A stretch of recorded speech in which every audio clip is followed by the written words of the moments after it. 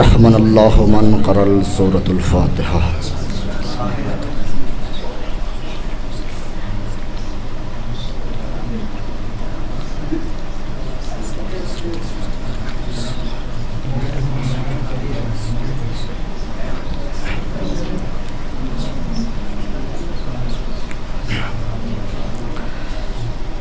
لا حول ولا قوة الا باللہ العلی العظیم۔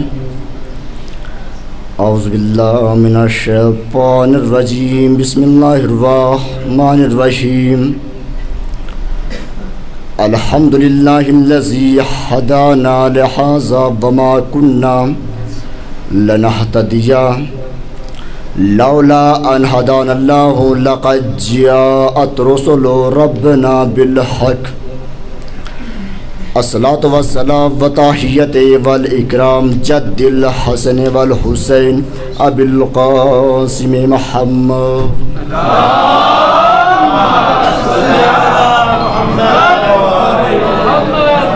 وعلی اہل بیت طیبین الطاہرین المعصومین المظلومین ولعنۃ اللہ علی اعدائہم اجمعین۔ اما بعد فقد قال اللہ تبارک و تعالی فی القرآن المجید، بسم اللہ الرحمن الرحیم۔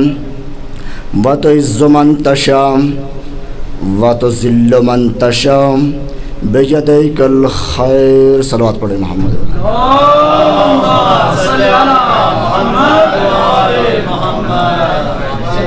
عزیزان محترم، بزرگان قوم و ملت، دوستان عزیز، زندہ رہیے، پائندہ رہیے اور غم امام حسین مسلسل مناتے رہیے۔ عزیزان محترم، زیادہ وقت آپ کے درمیان حائل نہیں رہوں گا، صرف 30 سے یا 35 منٹ گفتگو کرنی ہے، اور یہ ہے کہ میں کوئی ذاکر اور کوئی خطیب نہیں ہوں، اور آپ لوگوں کا بہت بہت شکریہ کہ جنہوں نے اس مجلس میں مجھ حقیر کو دعوت دی ہے، لہذا چند معروضات آپ کے ذہن عالیہ تک پیش کرنے ہیں، توجہ کا طالب ہوں۔ عزیزان محترم، اس فرشی اعضاء کی بے پناہ فضیلت ہے، بے پناہ وقار ہے۔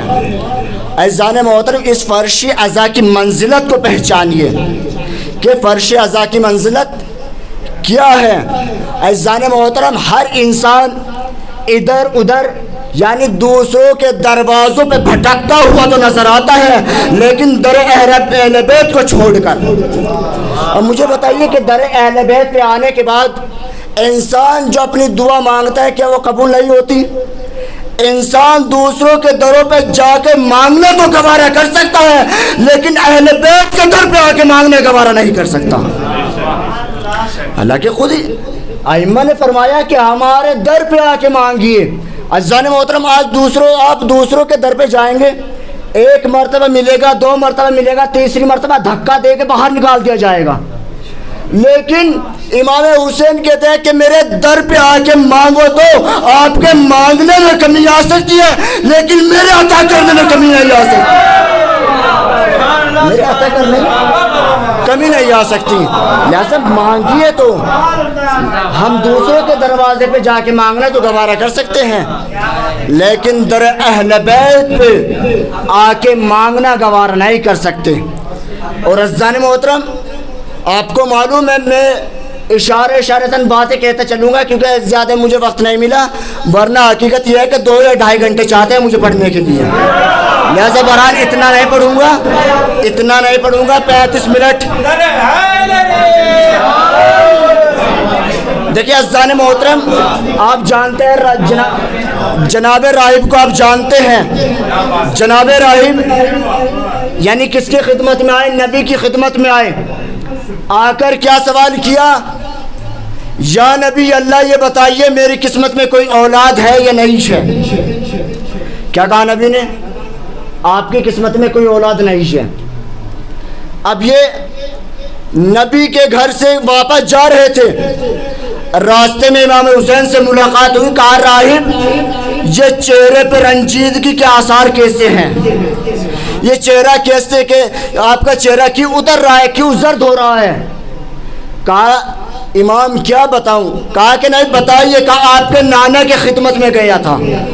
کہا کس وجہ سے؟ کہا یہ معلوم کرنے کے لیے کہ آیا میری قسمت میں کوئی اولاد ہے یا نہیں ہے. کہا پھر نانا نے کیا کہا؟ کہا کہ تمہاری قسمت میں کوئی اولاد نہیں ہے. امام حسین نے جناب راہب کا ہاتھ کو پکڑا اور پکڑنے کے بعد نانا کی خدمت میں لے کر آئے. کہا نانا کیا واقعی اس کی قسمت میں کوئی اولاد نہیں ہے؟ کہا ہاں میرے نواز سے اس کی قسمت میں کوئی اولاد نہیں ہے. اب جملہ سنیے اذان محترم. امام حسین نے کہا نانا یہ میرے دل کو گوارا نہیں ہو سکتا کہ جو ہمارے در پہ آئے خالی ہاتھ چلا جائے. یہ گوارا نہیں ہو سکتا جو ہمارے در پہ آئے اور خالی ہاتھ چلا جائے. کہا نانا میں نے اس کو ایک اولاد عطا کی, یعنی نواسا عطا کرتا گیا, نانا منع کرتا گیا. کہا میں نے 2 عطا کی, کہا میں نے 3 عطا کی. عزیزان محترم جب امام حسین نے کہا کہ میں نے 7 اولادیں عطا کی, اب راہب نے کہا امام کافی ہے, بہت ہے. خدا کی قسم اگر راہب منع نہ کرتے تو ایک طرف آدم کی اولاد نسل ہوتی, ایک طرف راہب کی نسل ہوتی. صلوات پڑھتے محمد و آل محمد.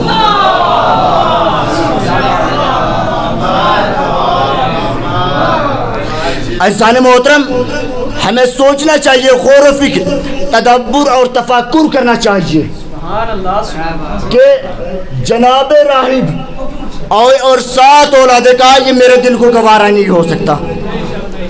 عزیزان محترم مجلس امام حسین یعنی امام حسین کا مقصد کیا ہے, ہدف کیا ہے, ریزن کیا ہے, علت کیا ہے؟ کیا یہ علت ہے, یہ سبب ہے کہ امام حسین چاہتے کہ میں شہید ہو جاؤں, میرا خاندان شہید ہو جائے اور امت میرے اوپر گریہ کرے؟ ایسا نہیں ہے. آپ تاریخ اٹھا کے دیکھ لیا, اگر ایسا ہے تو خلیفہ دوم نے سب سے زیادہ آنسو بہائے, خلیفہ دوم کے بیٹے نے سب سے زیادہ آنسو بہائے. لہذا ایسا یہ مقصد نہیں ہے کہ صرف 10 دن کالے کپڑے پہن لو اور 40 دن پورے سال میں نماز پڑھ لو, یہ مقصد نہیں تھا. لہذا عزیزان محترم اگر مقصد کو اپنایا تو آج اس عزاداری کو اور کربلا کو اگر کسی نے لیا, یہ آیت اللہ خمینی کی شکل میں ایران نے لیا. اگر مقصد حسین کو اگر لیا تو آیت اللہ خمینی کی شکل میں ایران نے لیا, اور لبنان کی شکل اور آیت اللہ اور حزب اللہ کی شکل میں لبنان نے لیا, اور سستانی کی شکل میں عراق نے لیا.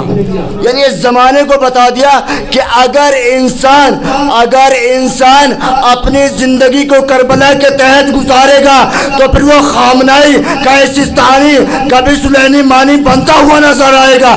اگر کربلا سے ہٹ کے اپنی زندگی کو اپنایا تو پھر وہ یزید بنتا ہوا ہے یا صدام بنتا ہوا نظر آئے گا. صلوات پڑھتے محمد و آل محمد.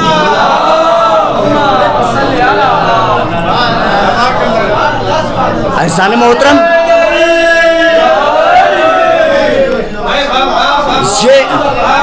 یہ توفیق پروردگار ہے کہ ہم ایسے ماحول میں بھی عزاداری کر رہے ہیں. ہم نے عزاداری کو کسی دور میں نہیں چھوڑا.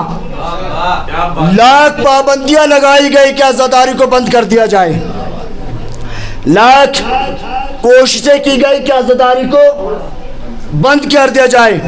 ابھی آپ نے دیکھا کیونکہ اکثر کیا سب کے سب تعداد ہندوستانی ہے. آپ نے دیکھا جب لاک ڈاؤن لگا تھا کورونا تو حکومت نے گورنمنٹ نے 5 آدمیوں کی اجازت دی, 5 آدمیوں کی اجازت دی.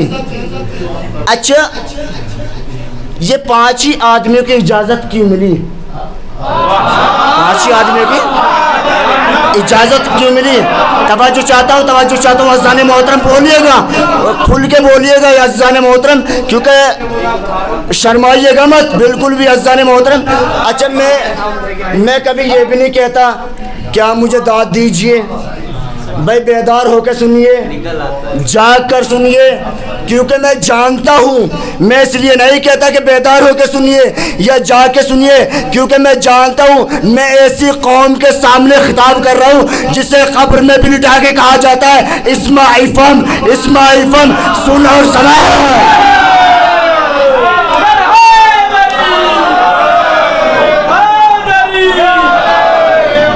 भाई मैं इसलिए नहीं कहता कि भाई ये कब्र में लेटने के बाद भाई सुनने की भी सलाहियत रखते हैं और समझने की भी सलाहियत रखते हैं। अब नुक्ता देने जा रहा हूँ, संभालिएगा जिस तरीके से भी आप संभालना चाहते हैं। भाई अज़ीज़ान मोहतरम, मैं मुर्दा उसको शुमार करूँ जो कब्र में लेट के सुन भी रहा है और समझ भी रहा है, या मुर्दा उसको शुमार करूँ जो 40 साल से मजलिसें तो कर रहा है लेकिन समझा कुछ नहीं? सलवात पढ़ जाए मोहम्मद वाले मोहम्मद।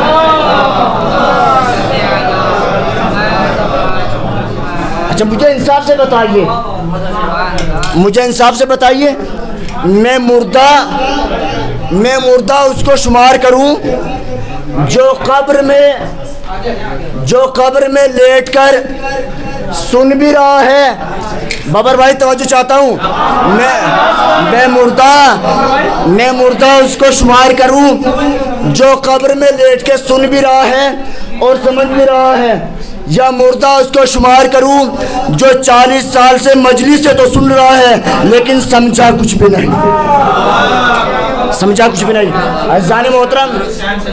अज़ान मोहतरम, मैं बयान कर रहा था कि सरकार ने हमें 5 आदमियों की इजाज़त दी, 5 आदमियों की इजाज़त दी।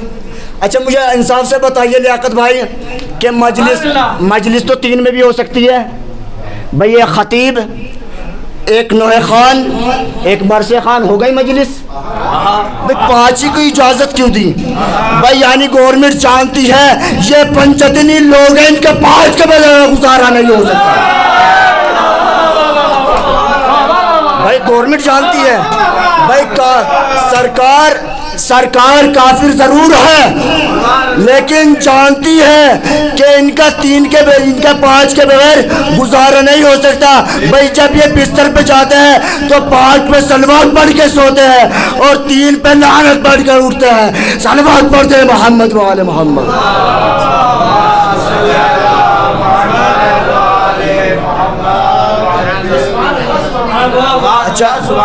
अच्छा एक बात और बताइए, जब भी अज़ादारी को बंद करने की कोशिशें की गई, अज़ादारी में रुकावट पैदा करने की कोशिश की गई, उतने ही शियान हैदर कर्रार ने अज़ादारी को बढ़ाने की कोशिश की, उतने ही बढ़ाने की कोशिशें की। अच्छा जब ये कहा कि भाई अज़ादारी में 5 ही अफराद जाएंगे, हमने खुद देखा कि हमारी माँ बहनें बच्चों का हाथ पकड़कर अज़ादारी में ले जा रही थी। जुमला देने जा रहा हूँ, संभालिएगा अज़ान मोहतरम, आज बिल्कुल जुमले लीजिएगा अज़ान मोहतरम। लिहाजा हाथ पकड़कर मजलिस में ले जा रही थी। कहा किसी ने मालूम किया कि अम्मा मौलाना आप नहीं जानते, कहा ऐसी बीमारी है, कोरोना फैल रहा है और भाई के घर नहीं जा रहा, बहन के घर नहीं जा रही और आप बच्चों की उंगलियां पकड़ कर अज़ादारी में ले जा रहे हैं। तो जुमला सुनिएगा अज़ान मोहतरम। कहा अम्मा आप नहीं जानते, भाई बीमारी का खौफ रिश्तेदारी में जाने से हो सकता है, अज़ादारी में जाने से नहीं हो सकता। बीमारी का खौफ रिश्तेदारी में जाने से तो हो सकता है, अज़ादारी में जाने से नहीं हो सकता।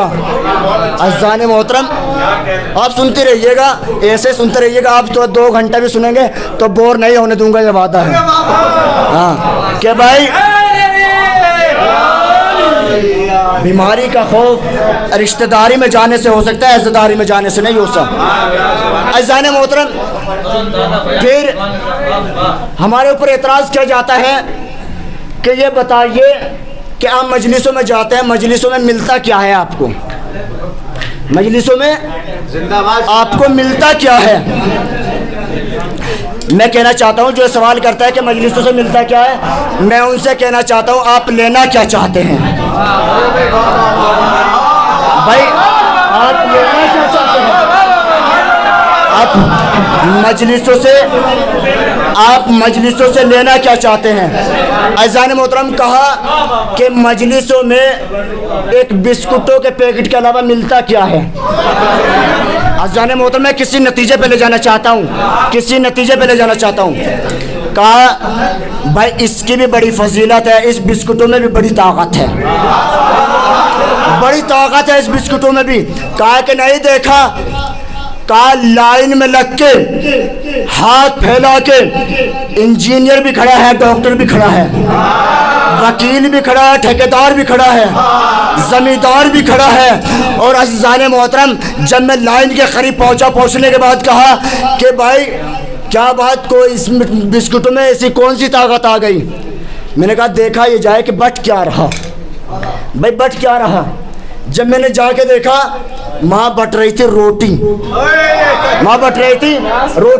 نقطہ سنبھالے گا عزیزان محترم، ماں بٹ رہی تھی روٹی۔ میں نے وکیل صاحب سے مخاطب ہو کے کہا وکیل صاحب یہ بتائیے کہ گھر میں آٹا ختم ہو گیا، آؤ میں آپ کو بازار کی روٹی دلوا دیتا ہوں۔ اور عزیزان محترم اب جملہ سنیے وکیل کا، کہا اما مولانا لائن میں لگ کے لے گا، ہاتھ پھیلا کے لے گا، لیکن لوں گا یہی۔ کہا اس میں ایسی کون سی خاصیت ہو گئی؟ کہا لائن میں بھی لگ کے لے گا، ہاتھ پھیلا کے بھی لے گا، اور لے گا بھی یہی۔ کہا مولانا آپ نہیں جانتے، وہ جو روٹی ہے وہ بازار کی ہے، یہ روٹی حسین کے دربار کی روٹی ہے۔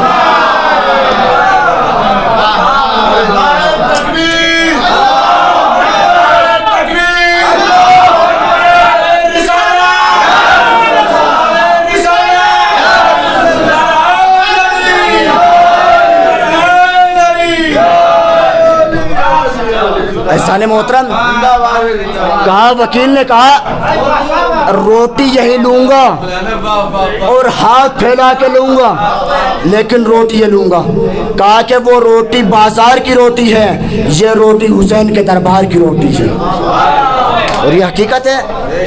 جو آپ دیکھا ہوگا جو اربعین پہ گئے اور جو نہیں گئے، انشاءاللہ اس سال توفیق حاصل ہو کہ وہ کربلا جائے اور دیکھیے کہ کس طریقے سے لائن لگتی ہے۔ لہذا کہا وکیل نے کہا کہ روٹی میں بھی بازار سے لے سکتا ہوں، لیکن جو اثر اس روٹی میں ہے وہ اس میں نہیں ہے۔ کہا یہ بازار کی روٹی اور یہ حسین کے دربار کی روٹی۔ احسان محترم، ہمارے اوپر اعتراض کیا جاتا ہے کہ بھائی مجلس سے دیتی کیا ہے آپ کو؟ مجلس سے دیتی کیا ہے؟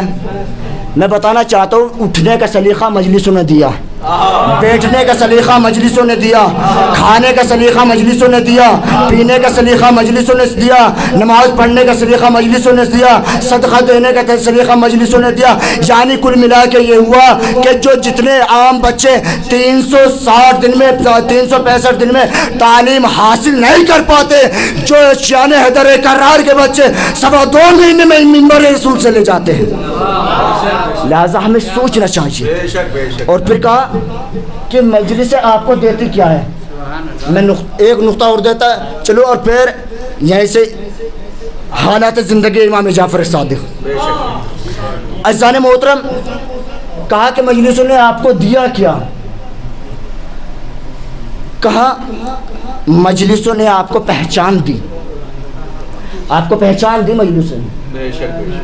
کہا اگر مجلسیں نہ ہوتی تو آپ کی پہچان نہ ہوتی۔ اگر آپ یہ سوال کریں کہ ہم نماز پڑھتے ہیں، بھائی نماز سے آپ کی پہچان نہیں ہوتی۔ نماز وہ بھی پڑھتے ہیں چاہے 75 جگہ ہاتھ باندھ لیں، لیکن پڑھتے میں بھی ہیں پڑھتے، آپ کی ایسی بات نہیں ہے۔ لہذا ہماری اگر ہماری پہچان ہوئی تو عزاداری سے ہوئی۔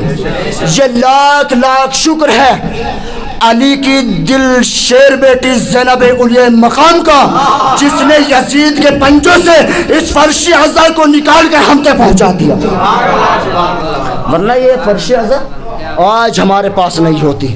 لاکھ لاکھ شکر ہے زینب اولیاء مقام کا، جس نے یزید جیسے ظالم و جابر کے پنجوں سے اس فرشی اعضاء کو نکال کر ہم تک پہنچا دیا۔ اب اس کی حفاظت کرنا ہمارا کام ہے۔ عزیزان محترم، کا عزیداری نے آپ کو دیا کیا؟ بھئی اب پہچان دی۔ مثال کے طور پہ بھئی اگر اب مجلس پڑھ کے ہم مثال کے طور پہ اترنے کے بعد پوچھے بھئی یہ مولانا کون ہے، کس کے بیٹے ہیں، یہ تو سوال کیا جاتا نا۔ بھئی یہ پہچان دی ہے ہمیں مجلسوں نے۔ اور پھر یہیں سے جملہ سنیے گا عزیزان محترم، ابھی کہا گیا تھا کہ این آر سی ہوگی، این آر سی انڈیا میں وہ ہوگی، میں نے معلوم کیا، یہ بتائیے بھئی اس کا ہوگا کیا، اس این آر سی کا ہوگا کیا؟ کاغذات دیکھے جائیں گے، کاغذات دیکھے جائیں گے۔ بھائی کاغذات دیکھ کے کرو گے کیا؟ جملہ لیجیے گا عزیزان محترم، یادگار مجلس رہے گی، مجلس تو ہو گئی لیکن یادگار جملہ لیجیے گا عزیزان محترم۔ کہا بھائی کاغذ دیکھے جائیں گے، کاغذ دیکھے جائیں گے۔ تو میں کہنا چاہتا ہوں بھائی آپ گھبرائیے نہیں، اور قومیں گھبرائے یا نہ گھبرائے، شان حیدر کرار کو گھبرانے کی ضرورت نہیں۔ کہا بھائی کب سے کب تک کے کاغذات دیکھے جائیں گے؟ کہا 70 سال تک کے کاغذات دیکھے جائیں گے۔ پھر میں نے کہا کہ جو شان حیدر کرار ہے انہیں گھبرانے کی ضرورت نہیں ہے۔ اگر آپ سے 70 سال کے کاغذ مانگے جائیں تو آپ 150 سال پرانا عزا خانہ دکھا دینا۔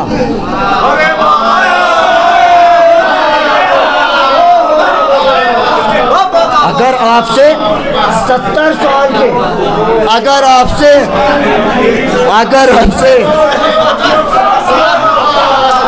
سنیے گا عزیزان محترم، سنیے گا، ہوگا ہی مجلس عزیزان محترم، سنیے گا کہ اگر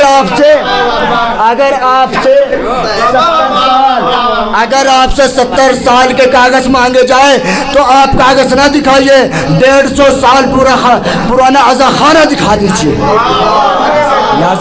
عزیزان محترم، شان حیدر کرار کو گھبرانے کی ضرورت نہیں ہے، گھبرانے کی ضرورت نہیں ہے۔ اگر 70 سال کے ڈاکومنٹس مانگے تو 150 سال کا امام بارہ دکھا دینا۔ عزیزان محترم، میرا وقت ہو چکا ہے، لہذا عزیزان محترم انشاءاللہ کبھی موقع ملے گا۔ ایسی بات نہیں ہے کہ میں آپ کے درمیان مسلسل ہوں اور رہوں گا، لا کوئی کتنی بھی کوششیں کر لے، لیکن جتنی انسان اس ذاکری سے پیچھے کی طرح دھکیلے گا اسے اتنی زیادہ ہم ذاکری کی طرح محنت کرنے کی کوشش کریں گے، کیونکہ یہ ذاکری کسی ایک فرد کی میراث نہیں ہے۔ اور میں کہنا چاہتا ہوں، سب سے کہنا چاہتا ہوں، ویسے میں آپ کا چھوٹا بھائی ہوں، معذرت کے ساتھ اگر غلط لگے تو مجھے معاف کر دینا۔ لہذا یہ تشکل جو بنایا گیا وہ اسی لیے بنایا کہ جو ہمارے درمیان میرے بھائی ہے بولنا نہیں جانتے، بھائی میں بھی نہیں جانتا بولنا، بھئی آپ لوگوں نے مجھے سکھایا تو میں بول لیتا ہوں۔ لہذا یہ تشکل اسی لیے بنایا تاکہ ہر کوئی یہاں پہ آ کے بولے۔ بھئی آج آپ ہمارے سامنے بولیں گے، غلط بولیں گے، ہم آپ کی اصلاح کر دیں گے، لیکن کل آپ انڈیا میں جا کے، پاکستان میں جا کے اور وہاں پہ بولیں گے تو کیا کہیں گے کہ بھائی پاکستان کا ایران سے پڑھ کر آیا ہے تو اس کے علاوہ اور کچھ نہیں، آپ کے ممبر سے ٹانگ تو کھینچ لیں گے اور کچھ نہیں کر سکتے۔ لہٰذا یہ تشکل اسی لیے بنایا گیا ہے۔ بھائی کوئی پیش خانی کریے، مرثیہ خانی کریے، نوحہ پڑھیے، مجلس پڑھیے، رباعی پڑھیے، قصیدہ پڑھیے، یہ تشکل اسی لیے تو بنایا گیا ہے۔ لہذا آج شہادت امام جعفر صادق علیہ الصلاۃ والسلام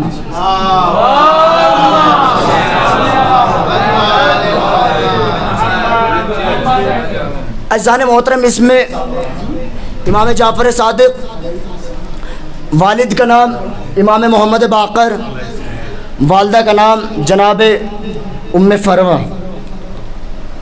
اور ولادت 17 ربیع الاول 83 ہجری یوم دوشنبہ، اور شہادت 15 شوال 148 ہجری، اور ہمارے اور آپ کے امام نے 65 سال کی زندگی پائی۔ لہٰذا ایرانی جو مناتے ہیں وہ 25 شوال مناتے ہیں، لیکن میں نے کوئی تاریخ میں ایسی روایت نہیں پڑھی۔ آپ نے پڑھی ہوگی تو آپ بتا سکتے ہیں، کوئی ایسی بات نہیں، میں آپ کا چھوٹا بھائی ہوں، لیکن میں نے 15 شوال پڑھی ہے، اور 15 شوال میں پاکستان میں اور انڈیا میں مثلاً 15 شوال منائی جاتی ہے۔ لہٰذا یہ امام جعفر صادق علیہ السلام، ان کے بارے میں ملتا ہے کہ امام جعفر صادق علیہ السلام کے 4000 شاگرد تھے۔ لہذا امام سے کسی نے کہا، اس میں لفظ شیعہ لکھا ہوا تھا کہ ایک شیعہ نے کہا کہ امام آپ کے پاس اتنی تعداد ہے، آپ ظلم کے خلاف قیام کیوں نہیں کرتے؟ آپ ظلم کے خلاف قیام کیوں نہیں کرتے؟ کہا آپ نے امام حسین کے پاس تو 72 تھے، لیکن انہیں ظلم کے خلاف قیام کیا۔ امام نے کہا دیکھو یہ بتائیے، جب اتنی گفتگو ہو رہی تھی تو امام نے اس شیعہ سے کہا کہ جاؤ وہ تندور جو ہے وہ سلگا ہوا ہے، روشن ہے، جاؤ اس میں چھلانگ لگا دو، اس میں جا کر چھلانگ لگا دو۔ اس نے کہا مولا آپ کیسی باتیں کر رہے ہیں، میرے پاس بچے موجود ہیں، میرے رشتہ دار موجود ہیں، میرے گھر والے موجود ہیں۔ اتنی گفتگو ہو رہی تھی، اتنے میں ہارون مکی آتے ہوئے نظر آئے۔ امام نے کہا ہارون جاؤ اس تندور میں چھلانگ لگا دو۔ ہارون نے یہ نہیں کہا کہ کیوں لگا دوں، آپ کی اور ان کی بات ہو رہی ہے تو میرا کیا قصور ہے، میں کیوں لگا دوں؟ لہٰذا ہارون مکی فوراً تندور کے اندر پہنچ گئے، اور پہنچنے کے بعد ڈھکن کو اوپر سے ڈھک دیا۔ امام ان سے مخاطب ہوئے، کہا اے شیعہ، میں نے سنا ہے آپ کے وطن میں ایک عورت بیمار ہے، اس کے لیے دوا کا انتظام کر دیتا ہوں۔ امام نے کہا کہ میں نے سنا ہے آپ کے یہاں پہ ایک شخص قرض دار ہے، لو میں کچھ پیسے دیتا ہوں، اس تک پہنچا دینا۔ اب عزیزان محترم یہ شیعہ کہتا ہے، جو اپنے آپ کو شیعہ کہہ رہا تھا، اگر شیعہ ہوتا تو تندور میں جاتا، شیعہ نہیں تھا، یہ فرضی شیعہ تھا۔ کہا یہ فرضی شیعہ تھا، کہا اگر یہ شیعہ ہوتا تو امام کے کہنے سے تندور میں جاتا۔ کہا امام آپ دوسروں کی تو پرواہ کرتے ہیں کہ اس کا قرضہ کے لیے میں پیسے دے رہا ہوں، دوائی کے لیے انتظام کر رہا ہوں۔ کہا جو تندور کے اندر ہے اس کی تو راکھ ہو گئی ہوگی، اس کی راکھ ہو گئی ہوگی۔ کہا کہ تمہاری ذمہ داری نہیں ہے بھائی، جس نے تندور کے اندر بھیجا تو پرواہ بھی وہی کرے گا، پرواہ وہی کرے گا۔ اب امام نے اس سے کہا کہ جاؤ ڈھکن کو کھولو۔ کھولنے کے بعد کیا دیکھا کہ انگارے پھولوں کی شکل میں بدل گئے۔ امام نے پھر کہا کہ یہ بتاؤ آپ میرے شیعہ ہونا، آپ کہتے ہیں کہ میں شیعہ ہوں؟ کہا کہ اگر میرے پاس ایسے جیسے ہارون مکی اگر 27 افراد بھی ہوتے، تاریخ اٹھا کے پڑھ لیجئے گا، اگر 27 افراد بھی ہوتے تو پھر میں ظلم کے خلاف قیام کر لیتا۔ میرے پاس 27 افراد بھی نہیں ہے۔ آج ہم کہتے ہیں سینہ تان کے، اور اکثر نوجوان کہتے ہیں کہ امام زمانہ ظہور کرے، کیا 313 افراد نہیں ہوئے؟ بھائی جب چھٹے امام کو 27 افراد نہیں مل سکے 65 سال کی زندگی میں، تو 313 کی تو بہت تعداد ہے۔ یہ عزیزان محترم، لہذا ہمیں تیار ہونا پڑے گا۔ کہا امام نے خود کہا کہ میرے پاس اگر 27 افراد ہوتے تو میں ظلم کے خلاف قیام کر لیتا۔ یہ ہے عزیزان محترم۔ اور عزیزان محترم یہ تاریخ میں ملتا ہے کہ ابو حنیفہ یہ اکثر و بیشتر امام کی خدمت میں آتا تھا، اور امام اس کا امتحان لیتے تھے اور اسے فائدہ پہنچا دیا کرتے تھے۔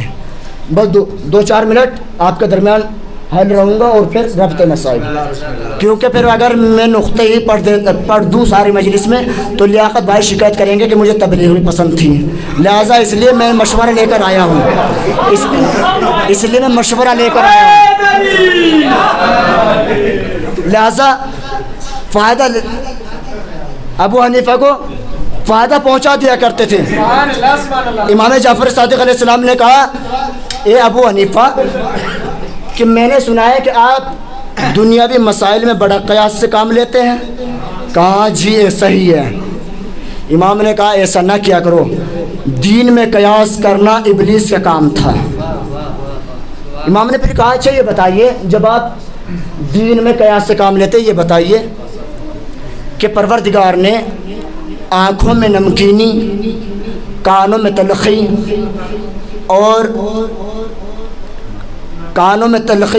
اور لبوں میں شیریں کو کیوں رکھا؟ امام نے سوال کیا کہ بتائیے آنکھوں میں نمکینی کو اللہ نے کیوں رکھا، کانوں میں تلخی کو کیوں رکھا، لبوں میں شیرینی کو کیوں رکھا؟ کہا ابو حنیفہ نے غور و خوض کیا، فکر کی اور کرنے کے بعد کہا مولا میں ان سوالوں کے جواب نہیں دے سکتا۔ 14 ستارے کا 342 صفحہ اٹھا کے پڑھ لیجیے گا۔ کہا مولا میں ان سوالوں کا جواب نہیں دے سکتا۔ امام نے کہا اچھا پھر میں ان سوالوں کا جواب دیتا ہوں، آپ سنیے۔ کہا اللہ نے آنکھوں میں نمکینی کو اس لیے رکھا کیونکہ آنکھیں ہیں چربی کا ڈھیلا، اگر ان میں نمکینی نہ ہوگی تو یہ پگھل جاتی، اس لیے نمکینی کو رکھا۔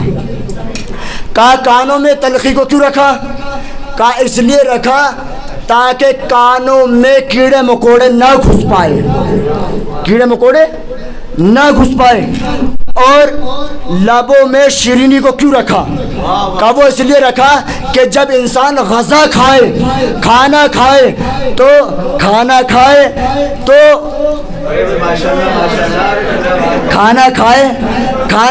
تو وہ لذت حاصل کر سکے۔ عزیزان محترم پھر امام نے کہا یہ بتائیے ابو حنیفہ یہ بتائیے کہ وہ کون سا کلمہ ہے، حالانکہ مجلس تو یہاں سے خشکی جاری ہے لیکن تاریخ کی طرف آپ کو لے کے جا رہا ہوں۔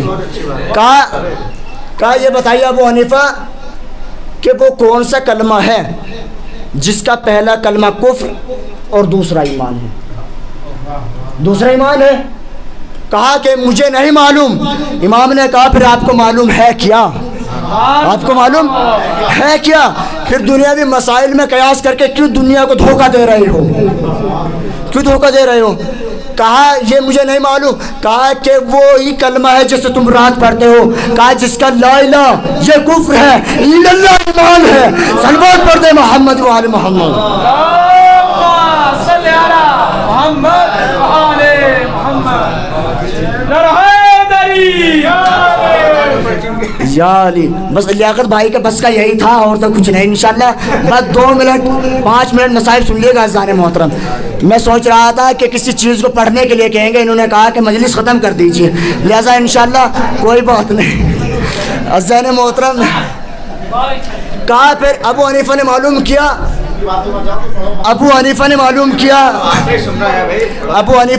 کیا کہ یہ بتائیے کہ اگر انسان نے حالت احرام میں ہرن کے رباعی دانتوں کو توڑ دے تو اس کا کفارہ کیا ہوگا؟ اگر حالت احرام میں ہرن کے رباعی دانتوں کو توڑ دے تو اس کا کفارہ کیا ہوگا؟ عزیزان محترم اس نے کہا کہ مجھے نہیں معلوم۔ امام نے کہا اب تو حقیقت میں دنیا کو دھوکہ دے رہا ہے، کیونکہ ہرن کے رباعی دانت ہوتے ہی نہیں،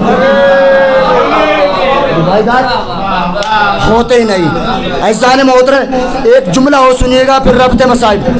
پھر امام نے کہا کہ بتائیے ابو حنیفہ عقل مند کون ہوتا ہے؟ عقل بند نہیں، عقل مند کون ہوتا ہے؟ کہا کہ جو اچھے برے کی تمیز کرے وہ عقل مند ہے۔ امام نے کہا یہ تو صرف جانوروں میں پائی جاتی ہے، یہ صفت جانوروں میں پائی جاتی ہے. وہ مارتے بھی ہیں، پیار بھی کرتے ہیں، اچھائی بھی ہے برائی بھی ہے. کہا امام نے کہا کہ جو اچھائی میں سے اچھائی کو نکال لے وہ عقل مند ہے، جو برائی میں سے برائی کو نکال دے وہ عقل مند ہے. لہذا امام نے اس چیز کی طرف کہا کہ جو اچھائی اور برائی میں تمیز، جو دو اچھائیوں میں اور دو برائیوں میں تمیز حاصل کر لے، پیدا کر لے، وہ عقل مند ہے. لہذا یہ ابو حنیفہ کا امتحان. لہذا ابو حنیفہ نے دین میں بہت قیاس کیا. لہذا اس چیز کے بارے میں ہمیں غور و فکر کرنا چاہیے، تدبر اور تفکر کرنا چاہیے کہ آج ہم رونے کے لیے آمادہ ہو گئے ہیں. عزیزان محترم، آج آپ کے اور ہمارے چھٹے امام کی شہادت کا روز ہے. عزیزان محترم، تاریخ بتاتی ہے کہ جب امام کو منصور دوانقی نے زہر دے دیا، دینے کے بعد امام موسیٰ کاظم غسل و کفن کے لیے آ گئے. تاریخ میں ملتا ہے کہ معصومین علیہ السلام میں جس کا بھی جنازہ اٹھا، کسی کے جنازے میں 2 افراد، کسی کے میں 4، کسی کے میں 11. عزیزان محترم، تاریخ میں لکھا ہے کہ سب سے زیادہ اگر کثرت اگر جنازے میں تھی تو امام جعفر صادق علیہ السلام کی تھی. اور تاریخ میں یہ بھی لکھا کہ امام جعفر صادق علیہ السلام کو قیمتی کفن ملا. عزیزان محترم میں کہوں گے مولا امام جعفر صادق، ارے آپ بڑے خوشا نصیب ہیں کہ آپ کے بیٹے نے آپ کو غسل و کفن دیا. لیکن آئیے کربلا میں روئیے گا. عزیزان محترم، رونے میں کنجوسی نہ کیجیے گا.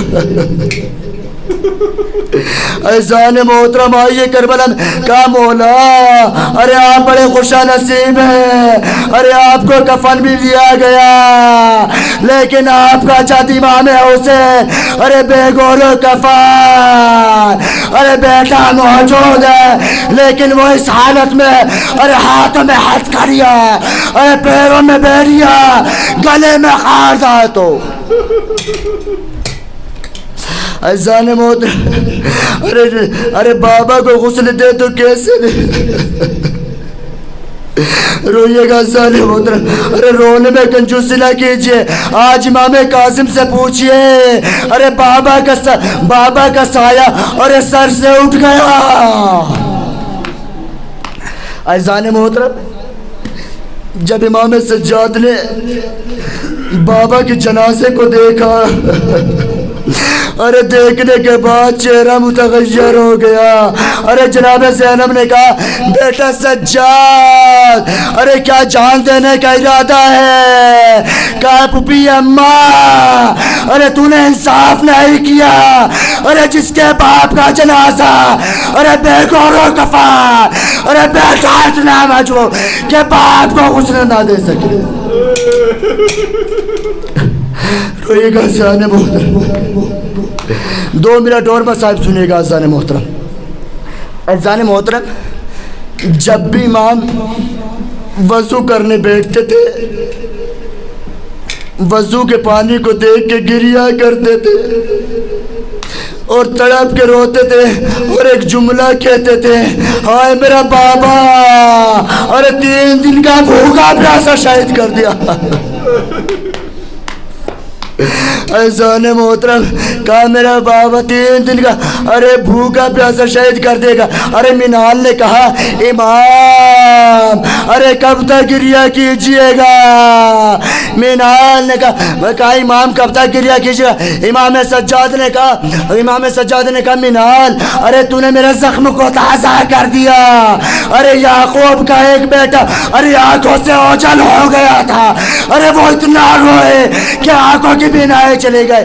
اے منال ارے میرے فقر 72 فقر یوسف ارے میری آنکھوں کے سامنے مار دی. منال تو نے حساب نہیں کیا. عزیزان محترم منال پھر کہتا ہے کہ امام ارے شہادت تو آپ کی میراث ہے. ارے امام سجاد کی چیخ نکل گئی کہ منہا ارے شہادت ہماری میراث. ارے منال اتنا بتا دے کیا ماں بہنوں کے ارے سروں سے ردا کا چھن جانا کیا یہ بھی ہماری میراث ہے؟ منال یہ بتا دے کہ ماں بہنوں کے سروں سے ارے چادروں کا چھن کے ارے بلوے عام میں جانا، ارے شرابیوں کے ہجوم میں جانا اور منادی کی ندا دے دینا حاضر کلثوم حاضر رخشہ. روئیے گا عزیزان محترم، رونے میں کنجوسی نہ کیجیے گا. آج آپ میں کوئی تماشے نہیں لگا رہا ہے، لیکن جب سکینہ روتی تھی نا کہتی تھی ہائے بابا، ارے کوئی دامن میں آگ لگاتا تھا، کوئی رخساروں پہ تماشے لگاتا تھا. عزیزان محترم آپ کو کوئی تماشے لگانے والا نہیں ہے. عزیزان محترم آخری روایت پڑھ لیجیے گا. عزیزان محترم آخری روایت سنیے گا. عزیزان محترم جب بھی امام سجاد مدینے کی گلیوں سے جاتے تھے قصاب اپنی دکانوں کا شٹر گرا دیا کرتے تھے. عزیزان محترم تاریخ بتاتی ہے جب امام سجاد مدینے کی گلی میں پہنچے تو ایک قصاب بھول گیا، اس نے اپنی دکان کا شٹر یا پردہ نیچے نہیں گرایا اور امام جا کر اس کے دکان کے سامنے رک گئے. رکنے کے بعد ایک جملہ کہا عزیزان محترم امام نے کہا کہ صاحب میں آپ سے یہ پوچھنا چاہتا ہوں کیا جب تو نے جانور کو ذبح کیا تھا اسے پانی بھی پلایا تھا یا نہیں پلایا تھا؟ کہا ہاں امام، ارے ہمیں شریعت کا مسئلہ معلوم ہے، جب جانور کو ذبح کیا جاتا ہے پہلے اسے پانی پلایا جاتا ہے. ارے امام نے کربلا کی طرف ارے رو کر کہا ہائے میرا بابا، 3 دن کا بھوکا پیاسا شہید کر دیا گیا. لعنت اللہ علی القوم الظالمین. ماتم حسین.